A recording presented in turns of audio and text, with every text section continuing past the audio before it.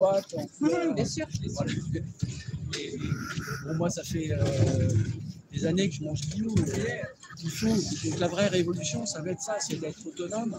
Et moi, je dis aux gens qui arrêtent de consommer un moment et qu'on profite des terrains que certaines villes peuvent vous donner ou vous prêter pour faire votre potager. Je l'ai fait. C'est du travail, mais moi je préfère bien manger plutôt que d'aller travailler pour manger de la merde. Vous voyez, et c'est une autre façon de travailler. Bien sûr, c'est un autre état d'esprit. Et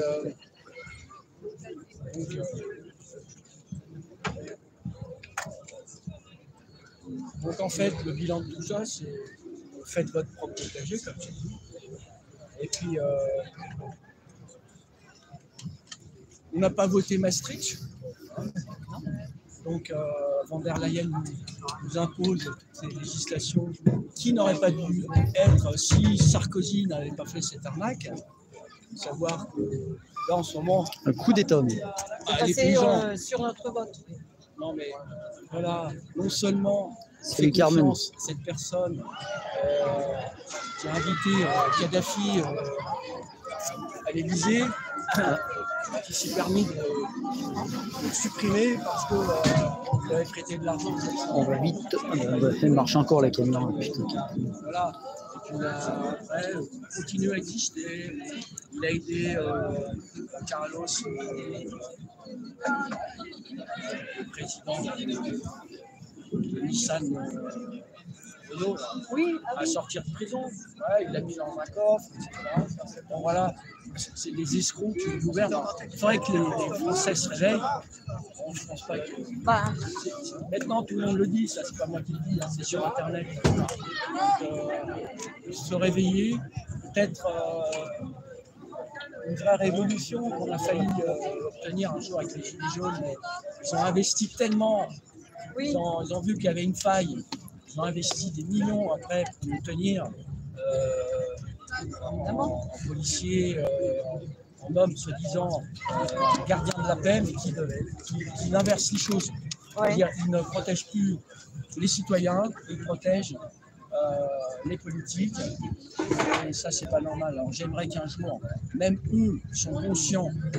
Souvent, je leur parle. Une fois, j'étais à la gare de Lyon, ils me demandent des papiers, ils sont très sérieux. Moi, je suis en règle. Il faut un sourire. Je peux faire une photo avec vous pour ma femme. Voilà. Et on commence à discuter. Ouais. Et je dis, d'accord, vous êtes quand même. Il y a une mafia qui. Ben oui, on le sait. Bien sûr. On le sait, mais on a besoin de manger, monsieur. Ah oui, évidemment. Voilà. Depuis deux. Il a parlé de Cannes. Mais c'est les agents de la paix. Hein. Ah, bah, en 94, à l'époque de Mitterrand, si vous saviez. Ah oui, toutes les affaires en courant, mais qu'est-ce que vous voulez, hein, on crève de faim sinon. Et voilà. Et, donc ce n'est pas normal. Donc revenons. Moi j'aime bien le mouvement là d'ici pour un petit en français, on est presque honteux aujourd'hui d'être français. Exactement.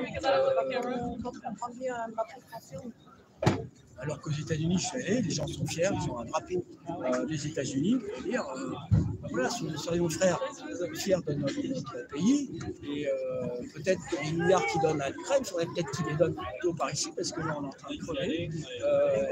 Cela, c'est pas normal. Et faites attention,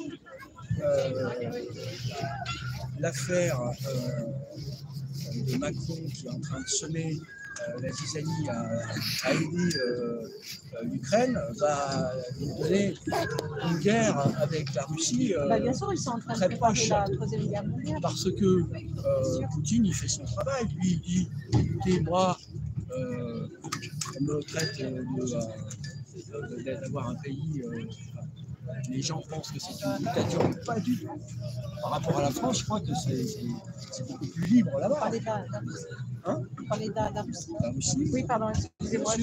Il faut savoir que Poutine a répondu, moi je n'ai pas fait la guerre du Golfe, j'écoute, c'est quelqu'un de très organisé. Si l'ONU dit qu'il n'y a pas... Même des policiers qui nous prennent en photo. Il ne faut pas faire la guerre, il faut savoir que la guerre du Golfe a été faite contre la loi. Donc il dit, si on m'accuse d'avoir fait des guerres hors la loi, l'Ukraine était